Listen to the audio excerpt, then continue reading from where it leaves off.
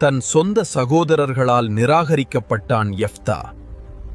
வீட்டை விட்டு வெளியேற்றப்பட்ட அந்த நாள் அவன் வாழ்க்கையை முழுவதும் மாற்றியது. தனிமையின் இருளில் ஒரு போர்வீரனாக உருவானான் யெப்தா. மனிதர்கள் தள்ளினாலும் தேவன் அவனை தயார் செய்து கொண்டிருந்தார். ஒரு நாள் இஸ்ரவேலின் மூப்பர்கள் அவனை தேடி வந்தார்கள். எங்களை காப்பாற்று என்று கேட்டார்கள். போருக்கு முன் யெப்தா தேவனை நோக்கி ஒரு நேர்த்திக்கடன் செய்தான். ஆனால் அந்த வார்த்தையின் விலை அவனுக்கே தெரியவில்லை. கர்த்தர் ஜெயத்தை கொடுத்தார்.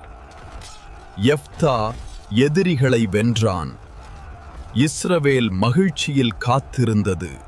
ஜெயத்தின் மகிழ்ச்சியுடன் அவன் வீட்டிற்கு திரும்பினான். ஆனால் அங்கே அவனை காத்திருந்தது ஒரு துயரம்.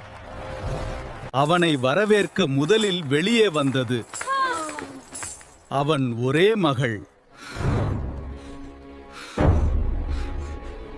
யெப்தாவின் இதயம் உடைந்தது. தன் வாயால் சொன்ன வார்த்தை இன்று அவனை கண்ணீரில் மூழ்கடித்தது.